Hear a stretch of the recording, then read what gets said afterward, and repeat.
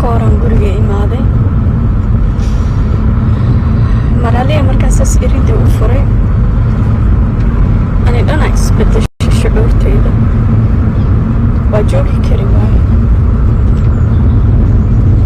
guriga dhana ii shanqanay meel walba waxaa yaala wax asaga qosay alxamdulillah walaalada isoo wacaayo ma qaban kari telefoon tayman telefoon ku hadlan qof qalbiga kuma jiro marka waxaan rajeynaa inaad xaaladayda aad qadarin doontaan hal shay le u baahanahay duco waaye bas inuu ilaahay qalbiga ii qaboojiyo agoontaas yaryar ee saqiirada ee maanta aabahood waayey inuu ilaahay ila koriyo ii soo hadiyo awlaad baariya iiga dhigo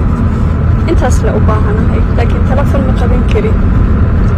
ii soo duceeyey please waxaa kaloo u sheegaa dadka London la deganaya nawaaxiga waliba noo dhow duugta beri toole waay hadduu ilaahay maya dhihin